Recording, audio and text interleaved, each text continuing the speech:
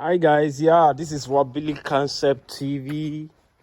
Yeah guys, we are currently on this project, stamping floor, concrete stamping floor.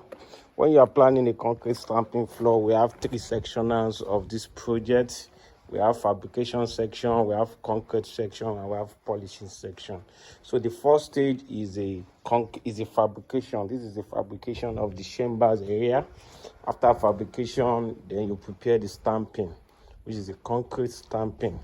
So the design here, this is the borderline area, which is going to have the light gray color. This is going to have the dark gray color. So that's the plan ahead of this project. Then the final stage is the polishing. The polishing comes when the whole house is ready for use. That is when you should plan to polish. This is the mat. We have two sectional mats. We have the central circle mat, and we have the brick mat. So this is the current situation of this job here. So guys, you can always call Wobbly Concept for your next project, for your interior finishes, for your house project, stamp flooring, house painting, door installation, window design, and many more. So thank you all.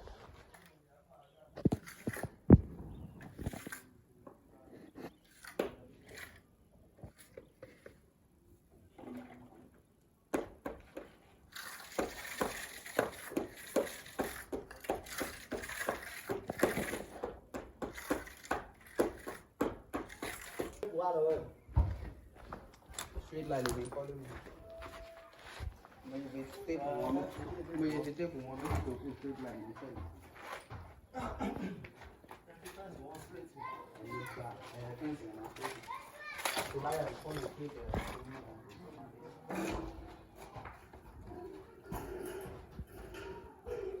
It's going on already.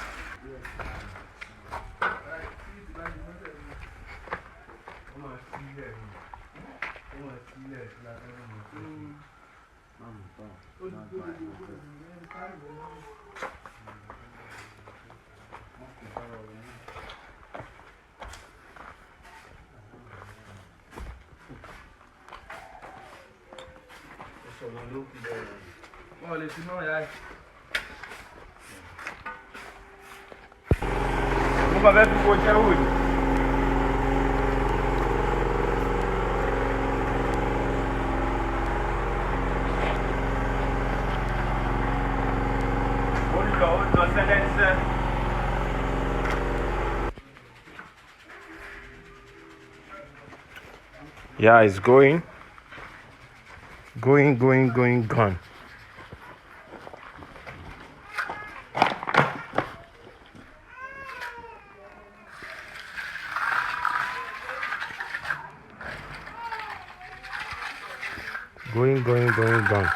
Yeah, it's going.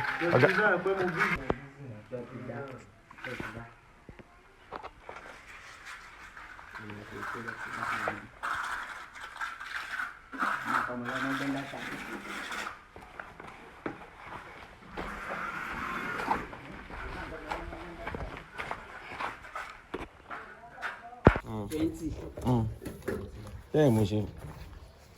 You know what? Power bank, me my full.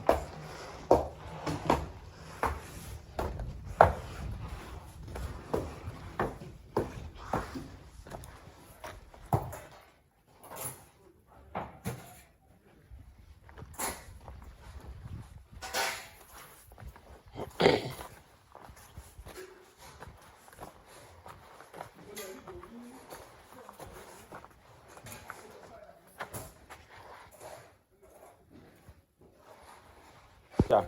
So pipe yẹn wà rẹ̀ ó ti correct ilé lọ́nà fẹ́ fi mú nọ́mbà.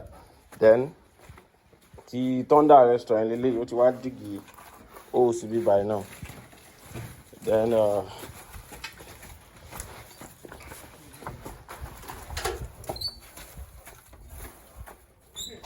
so kini àwọn chamber yẹn náà lélẹ̀ wọ́n ti ṣe so ọ̀tá máa ń wọ́n ti ń wọ́ chamber yẹn mọ́ floor yẹn láì. Yeah, what you need to prepare ahead when planning a stamping floor. You see this chamber, it is very, very important to make it prepared so that when you are doing your concrete floor, you'll be able to take it along with the floor together. So this is where we are now. So we are doing the job we know how to do best.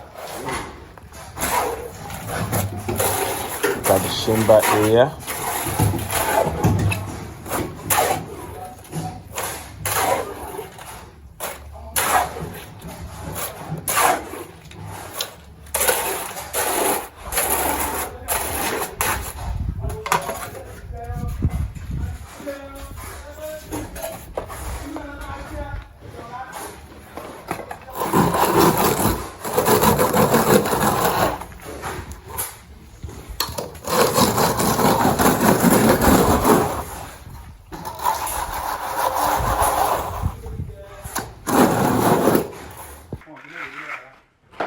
Kini slab resemble.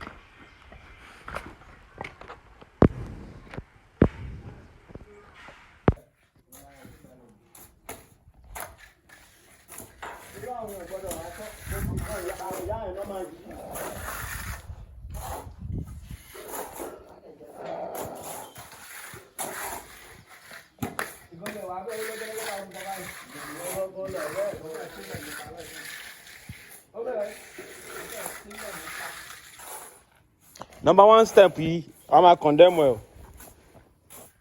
Okay? Step number one.